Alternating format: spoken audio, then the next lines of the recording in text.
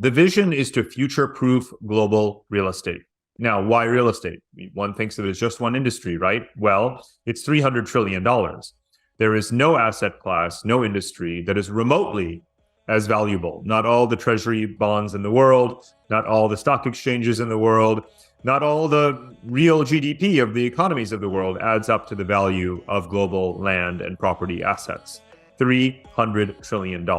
Now I ask you, Bernard, what will any of it be worth tomorrow, 1 year from now, 5 years from now, 10 years from now, in different places in the world? We used to have a pretty stable answers to these questions. The truth is the valuation model is broken because it's very antiquated. And not only is the appraisal or valuation model broken, it's even more broken because it never took climate change into consideration. Welcome to Analyse Asia, the premier podcast dedicated to dissecting the pulse of business, technology, and media in Asia. I'm Bernard Leong, and the future is moving to the north because of climate change. How does the human race invest in climate adaptation? With me today, Parag Khanna, CEO and founder of Climate Alpha, in addition to being a well-known author and thought leader on how people move across the globe and connect through the new digital Silk Roads. Parag, welcome to the show. Thank you. Great to see you again, Bernard. So since our last conversation, what have you been up to? Well, I've been running Climate Alpha and I've been running it nonstop, morning till night. Really, the process did begin earlier this year, or really over the last 2 years in stealth, but we launched in Q1 of this year. So the year has just absolutely flown by. So I really, I do commit myself to big projects one at a time, whether it's a book or a corporate venture. But I would say this is really on a scale and speed and intensity that I've never really put myself through. And it's been exhilarating. Yes, and we talk about this on a couple of occasions during dinners. And I also wanted to know what Climate Alpha is about. But there's also been a lot happening across the globe. Given that you're one of the most avid geopolitical watchers in the world, I guess I want to ask your thoughts on the following. What do you think about the China COVID-0 policy and the ongoing protests in China? Well, there are so many levels to look at it, but one would just be the complexity analysis side of it, which is to say the feedback loop from COVID originating in China, then spreading around the world, and now coming back and being intense in China and causing the kind of damage to the economy and to, in many ways, the social fabric that it did in other societies. And so the lockdown policy clearly only succeeded for a limited period of time, and no walls are impenetrable, you might say, is one of the lessons from this. And then the political lesson would be that, of course, China being a vertically integrated authoritarian system does not have those internal feedback loops. The global feedback loop came back to hit it hard as it's doing right now. The internal feedback loop has been missing, which is to say there's just not enough sensitivity to the needs, concerns of everyday people. And therefore, they've really pushed way too hard in terms of attempting to suppress COVID with the zero COVID policy. And now you have these unprecedented protests around the country and so forth. So really, it's something that I've written about for 20 years, which is how to calibrate political regimes and the stiffness of regimes. And what happens is that countries do not offer enough of a release valve to the public at the time that they should. Now, in some countries, that results in the Arab Spring-like phenomenon, revolutions that topple governments. That's not going to be the case in China, obviously. But that said, it will be a lesson learned. And ultimately, I judge countries, governments by not whether they get everything right or everything wrong, but do they learn from their mistakes? So this is the point in time in which we'll have to see how they respond going forward. How about the China and US Sable rattling around Taiwan? I think this couple of months, there's been a lot of tension. And I also see that the ongoing protests have pushed the Chinese government to start easing the COVID-0 policy. So where do you see that going? Well, I think region-wide, clearly there's a differentiation now between how governments are handling the COVID situation. But what it reminds me of is that I've thought of Asia very much as being 4 distinct kinds of sub-regional anchors. Japan, China, you might say the rest of Northeast Asia or tiger economies, the sort of wealthy littoral Asia, and then, of course, South and Southeast Asia, which I call the fourth wave. Now, as you know, economically, I think of these as four motors of the Asian engine or vehicle that aren't always moving at the same speed, but they are generally keeping Asia moving in the right direction. But politically, I see a pattern of divergence now, because clearly there's a high degree of suspicion of China, even at the same time as you have the regional comprehensive economic partnership tying countries more closely together. The supply chain competition among countries in the region is what's most fascinating. And as I'm so focused on that issue of who's winning the tug of war over infrastructure, supply chains, and value chains, and the role of the West in that is so fascinating because it's helping to accelerate the diversification of the Asian manufacturing footprint. And that is actually helping to accelerate the rise of South and Southeast Asia. So ultimately, the way this all comes together is that we're on a sturdier path than before towards an Asia that is not unipolar and dominated by China, but rather that is what Asia should be and has historically been, which is multipolar, multi-civilizational, clearly China being more powerful than others, but not a hegemon. So if I shift this to what's happening in Europe, any potential chance of peaceful resolution between Russia and Ukraine? I mean, the operative word is resolution. Peaceful is not a word that can be used at this point, because that peaceful would normally imply that one had arrived at an amicable settlement prior to hostilities. There's no way that one will ever be able to use the word peaceful for any aspect of this war. But resolution is the very important word that you use. And I think one of the lessons of this conflict is that it had been referred to for a decade as a frozen conflict. And something I've been saying for at least 15 years is that we should never use this term, because the term frozen conflict is this very convenient fiction that places are under the radar, they're calm, they're not destabilizing, they're not popping up in the news, therefore we don't have to care about them. And as someone who's studied political geography, I always remind people, any unsettled border is a powder keg, right? Any place in the world where a border dispute has not been resolved with mutual recognition of sovereign authority on either side of that line and codified in some treaty or in the United Nations, that could be a war. And that's obviously what has happened yet again here. And this tends to happen in post-colonial countries in decades past, and now it happens in the periphery of the former Union. So I believe there must be a binding settlement. And I believe that part of that process, that the end state in that is that Ukraine becomes both a member of the EU and of NATO. And that there is, in some ways, a hostile border, and you have an iron curtain, if you will, a new iron curtain, and that Russia is forced to accept this. It may gain some territorial concessions based on territory that Ukraine and Western supporters are not able to get back. I believe that would actually be a worthwhile trade, to embed and secure Ukraine proper into the Western institutions, and then to begin that process, of course, of rehabilitation, reconstruction, and embedding it in the Western alliance. That comes to my final piece, which is, what about the energy crisis that is coming to Europe this winter? I listen to a lot of German news commentary and analysis, and the energy executives and public officials are quite in unison right now that they'll make it through this winter. The sufficient reserves are there. Sufficient gas, ironically, has still been coming from Russia and has been stockpiled. Alternative sources have been picked up. US LNG exports have gone through the roof. Conservation efforts have been strong. People are turning their heat down. Everyone I speak to in Europe these days on Zoom calls is bundled up, and either because the gas has mandatorily been cut or whether they're doing so in solidarity. And the German government, for example, has issued a lot of public statements encouraging people to make those conservation efforts, and they've been doing that. So frankly, Europe will be okay this winter. Maybe they're lucky for climate change. Mild winters, no more snow in the Alps and all these other things. So really, that's not the concern. It's how fast can they transition and have an energy base load. Obviously, they'll go back to nuclear, kicking and screaming, but there is such an abundant distribution or diversified supply of gas that they are making those efforts, or have been making those efforts for the last 6 months, that will pay off in terms of gas supply. So I think they'll be okay. And of course, energy crisis also means that there is some indirect consequence, which is what we are going to be talking about. There's climate change. And that comes to the main subject of the day, is climate alpha. I think we have talked about it, and I'm pretty excited for the first time to really get you to really dive deeper onto the subject itself. So let's establish the baseline before we go deep into climate alpha. I have a mutual friend, Ravi Chidambaram, on the show recently when he talked about the article that you both collaborated on investing in climate adaptation in Harvard Business Review. It's a pretty good article, I would say. I would urge my audience to take a read on it. To refresh my audience, why should we invest in climate adaptation, and how does this lead to the market opportunity that climate alpha is solving?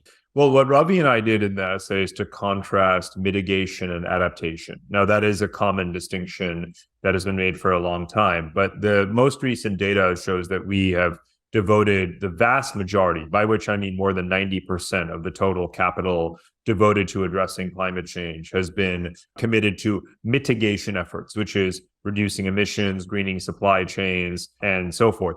Whereas less than 10% has gone into adaptation. And adaptation is everything around retrofitting the built environment, building seawalls and doing water desalination, relocating populations, all of the things that we physically need to do to adapt to survive. And if you think about the tragedy of daily, monthly, weekly casualty toll from climate disasters, I think that the mitigation camp has really been winning too much. They've lulled us into focusing on 2040. If we can meet the Paris Agreement targets, if we can reduce emissions by XYZ, then we will have staved off the worst.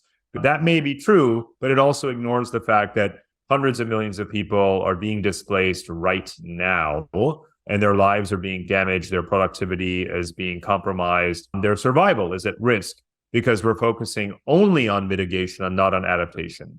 So that was what the essay was about, and it was about what business can do right now. There is obviously a lot of gray areas and overlap between mitigation and adaptation, as there should be.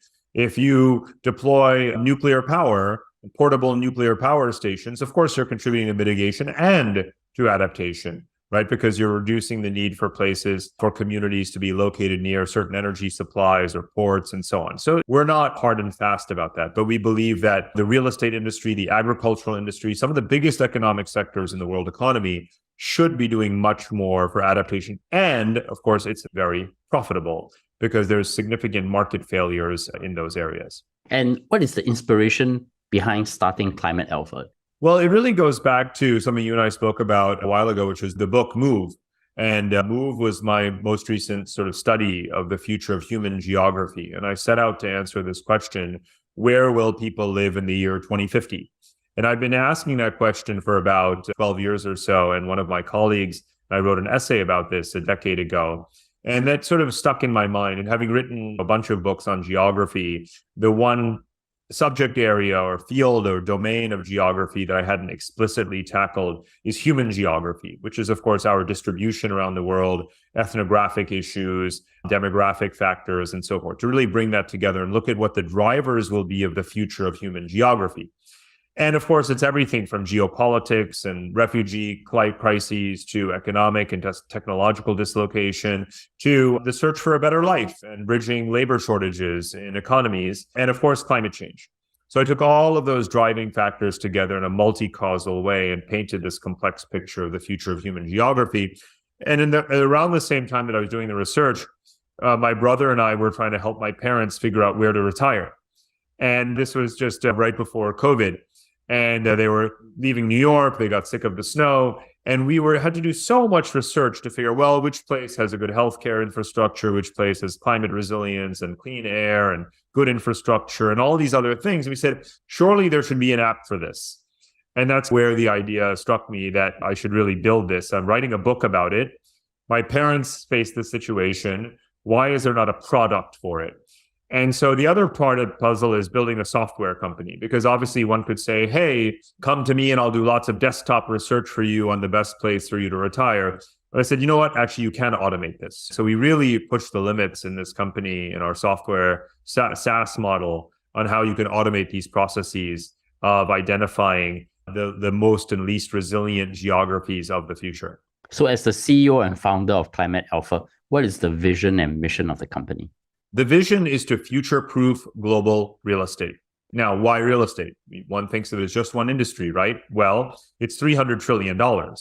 There is no asset class, no industry that is remotely as valuable. Not all the treasury bonds in the world, not all the stock exchanges in the world, Not all the real GDP of the economies of the world adds up to the value of global land and property assets. $300 trillion. Now I ask you, Bernard, what will any of it be worth tomorrow, 1 year from now, 5 years from now, 10 years from now, in different places in the world? We used to have a pretty stable answers to these questions. The truth is the valuation model is broken because it's very antiquated. And not only is the appraisal or valuation model broken, it's even more broken because it never took climate change into consideration. So we had to take complexity science and apply it to this antiquated industry of valuation, and then take as our subject the $300 trillion of global property assets. So we viewed it as something that's essential because it's the bedrock of literally our civilization, and also because it's obviously a great market failure, again, and to build a product around it. So the mission is to future-proof global real estate, and the way in which we go about it is through a software platform that has now ingested 1,500 data sets covering climate models, covering real estate transaction history, covering socioeconomic and fiscal attributes and characteristics of different locations, to train it all on neural networks. And we've built something called a scenario forecaster, for which we filed a patent.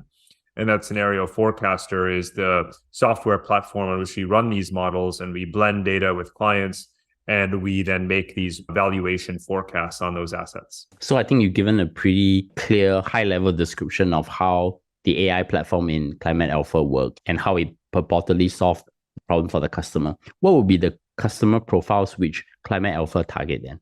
Yes. So we work with, you would say, three large buckets: real estate developers, asset managers, and the insurance sector. And these are the three sectors most directly involved, obviously. So with real estate developers, we've worked with America's largest home builder, which is called Lennar. It's a Fortune 100-ish company. So they build 50,000 homes a year. They buy $6 billion of land a year.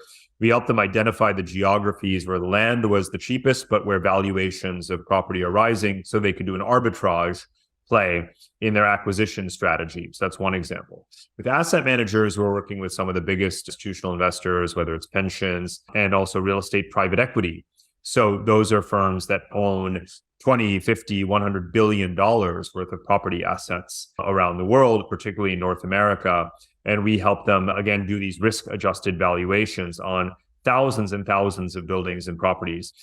For real estate investment trusts, REITs, in America, there are 250 listed REITs. They contain 150,000 buildings. We've put all 150,000 listed REIT assets on our platform to generate valuations for the future for every one of those assets under different climate models and scenarios for each location that those properties are in. And that's being used by institutional investors to index and to do quarterly reweighting of their investment portfolios. Now we're also working with insurers to help them refine their models as well, and to calibrate the premiums that they offer to customers based on their locations. So those are some examples of what we've already been doing with the kinds of customers we've been working with and how they use us. Can I double click a little bit, like what are the specific features in your product suite, for example, in Climate Alpha, and how do they actually leverage like big data analytics and AI to make forecasts and predictions? Yes, absolutely. So I mentioned earlier that we take this approach called wide data, right? So 1,500 data sets, and climate is actually a small component of them, because climate data sets and models that are produced by the IPCC, the Intergovernmental Panel on Climate Change, and the models that are called CMIP5 and CMIP6, you don't want to deviate from those because they each contain dozens of models that have been done by obviously best-in-class industry consortia. So we take that as one subset of models, and those cover things like flood, storm, heat, fire, drought, sea level rise. Now, the important thing is that those are non-stationary variables. You can't actually historically backtest their impact on property values because they haven't had a historical impact. You can backtest the other things, which is to say, the crime rate, the education level, the life expectancy, the population density, the building permitting, the air quality, all of those, the investment rate, all of those things do have backtestability. So we've gone back to 1975 and reconstructed basically to take the United States as our core market, obviously the largest real estate market with the most data. So we went back to 1975 and reconstructed it using this machine learning model, but therefore we were able to capture the sensitivities between any pair and all the variables against each other. Now, for the forward modeling, that's why we need a scenario forecaster, because you need to be able to say, well, what if you raise interest rates in this place and you spend more money on infrastructure here and the population density increases, but the intensity of storms or droughts or heat waves rises in that place? How are all these things going to affect each other simultaneously and generate an impact on the price of an asset for the year 2033 or 2038? How are you going to figure all that out? And again, you really can't do it with any other toolkit other than machine learning. So that's why our CTO, Abraham Wu at the Future Cities Lab at the National University of Singapore, really spent a lot of time in our stealth mode, our stealth phase, building this scenario forecasting platform to be able to run these models. And we have a number of neat features to remove the black box element of AI, because obviously a lot of people say, hey, how did you get your model? It's a very typical question. So we do this thing called feature correlation analysis, where we bring out the key variables which had the highest or lowest impact on the change in the valuation. So our core product anyway is called the climate price.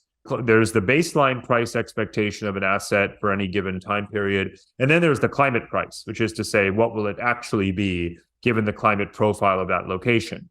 And so the climate price is the output that's actually generated. And this is so important for everyone from asset managers, investment professionals, even public sector officials, because they are making forecasts and expectations around their tax revenue, for example, and you can't calculate your property taxes unless what properties are going to be worth.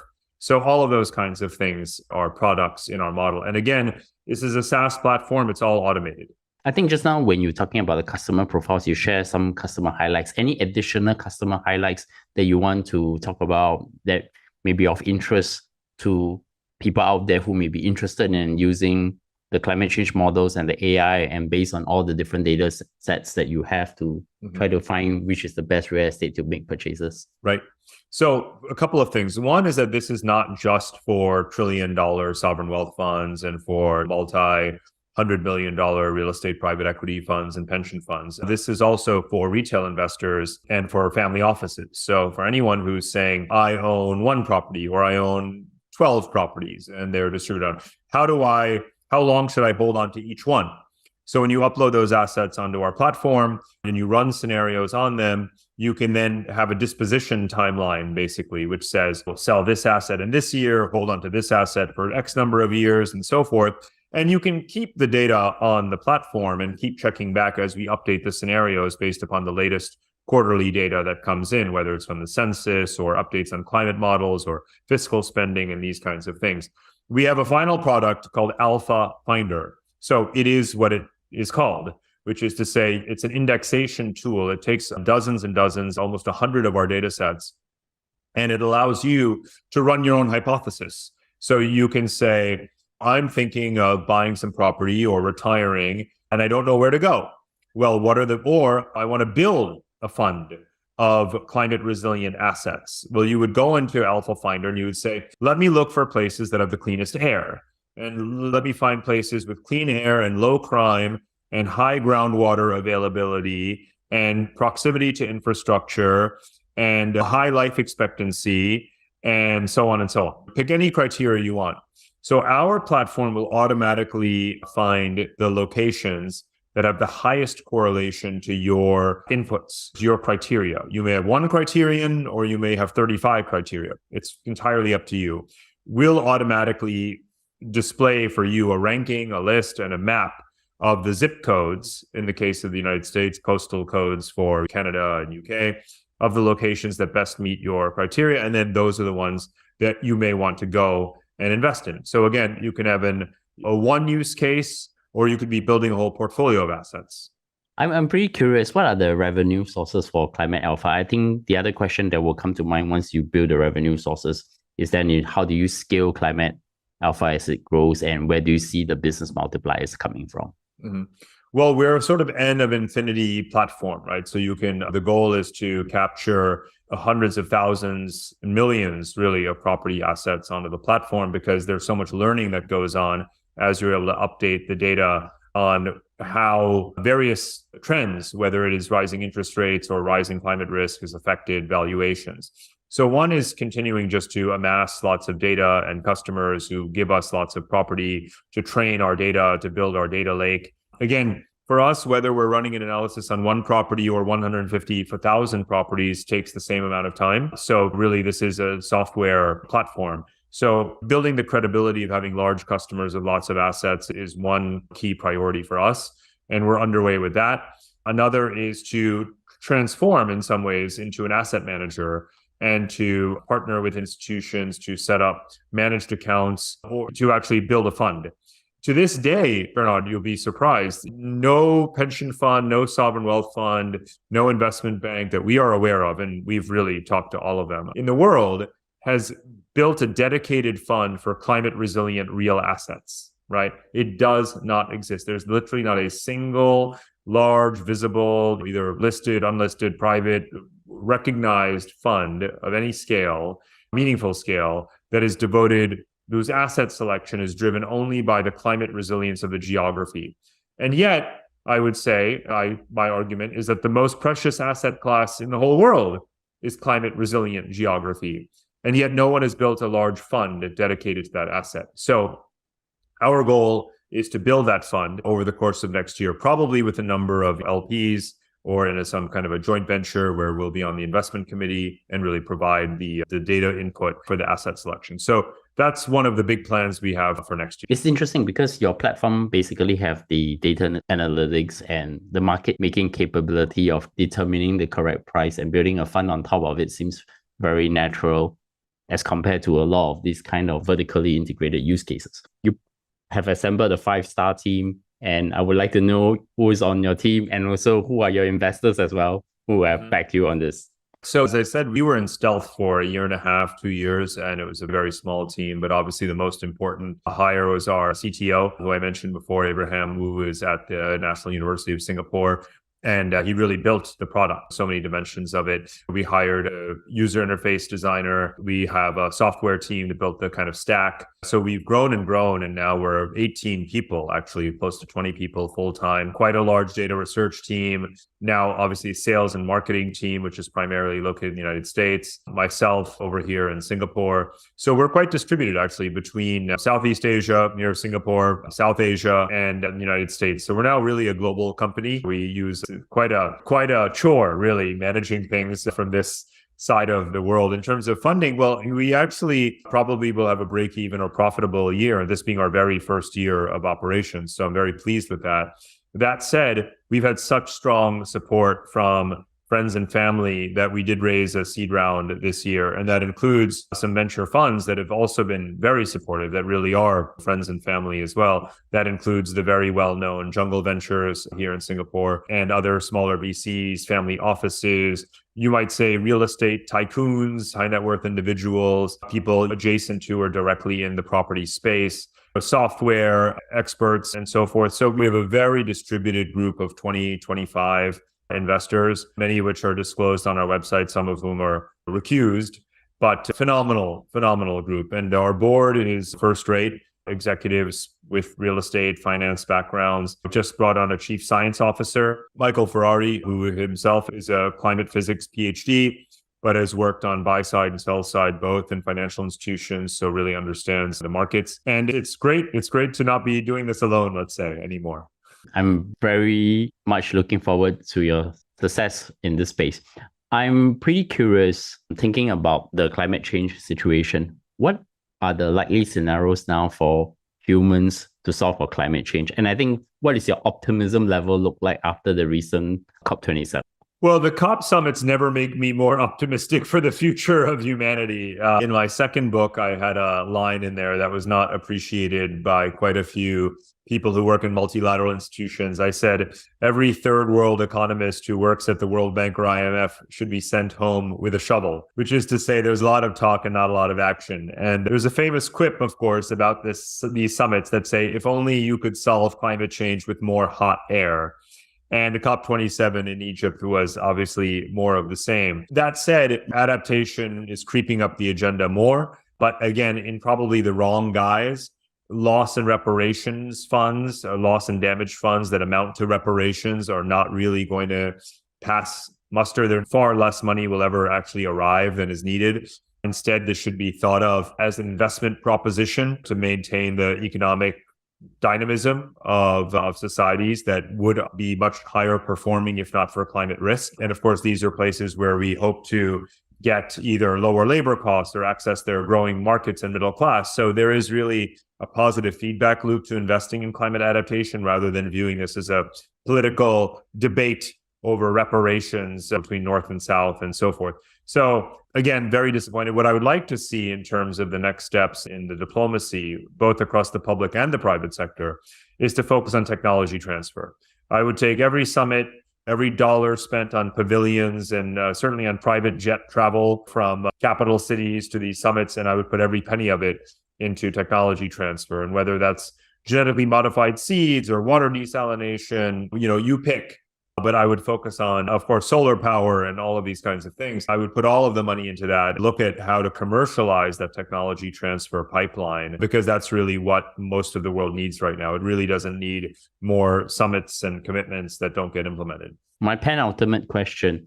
So we are coming to the end of 2022. And what do you look forward in 2023? Well, we actually just talked about it a while ago, launching this new product, moving from just an analytics software company, albeit a very powerful and predictive one with real world implications, towards fund construction and asset management is really significant because it's really part of my personal dream and passion around, again, human geography. And it even will touch on political sovereignty in many ways, because we're effectively going to be buying large amounts of land and property assets and ideally influencing how they're governed.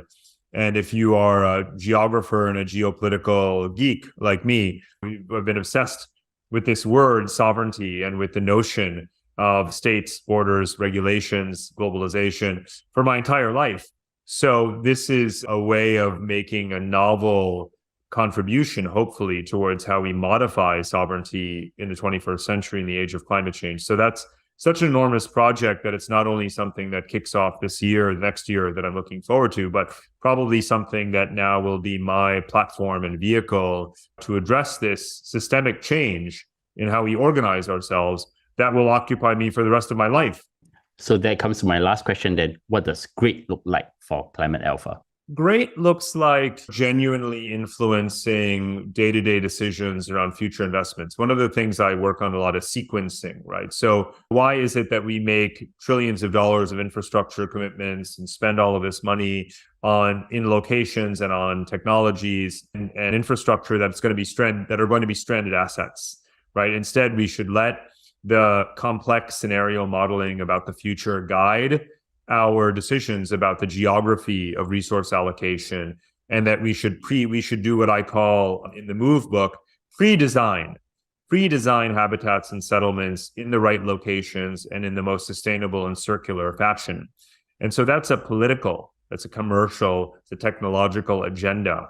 And those agendas coming together are what I'm trying to advance and advocate. So great looks like us actually achieving that, pushing for that, having great pilots and test cases that involve our software and finance and diplomacy all coming together and really driving that process forward and building a coalition around that agenda. And that's what, again, I'm devoting myself to. And great looks like achieving that in a sustained way, in a reproducible way, in a way that has a lot of momentum and a lot of support. So that's what I'm focused on. So Parag, many thanks for coming on the show. And I know you have a busy schedule moving ahead. But in closing, I have my two favorite questions. My first question is, any recommendations that have inspired you recently? We're shifting topics and maybe coming back to where we started in the conversation, just with a political tour du monde. But a great book that I recommend is called Uncorruptible by Brian Klaas. And he's an American political scientist and theorist who lives and teaches in London.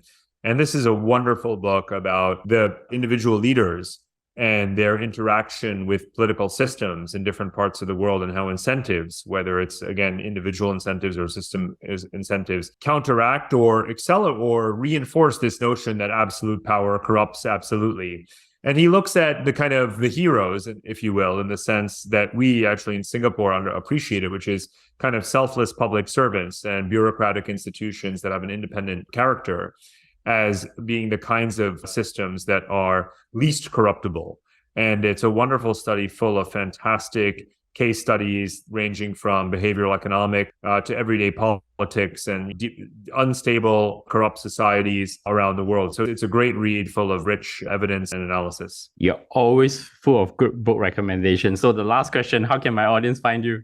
Well, I'm on social media, not very active, but Twitter at Parag Khanna, paragkhanna.com. And those are the two usual. LinkedIn probably is where my most serious and professional posts go, as with everyone else. And your new website, climatealpha.com, right?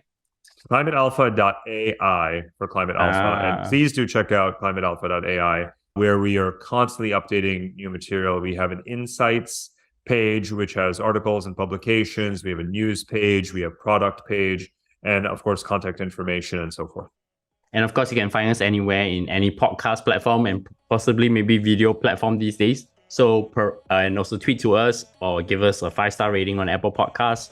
And you can definitely give us your feedback as well. Once again, Parag, many thanks for coming on the show. And I wish you all the best for 2023. And we're going to be talking next year again, right?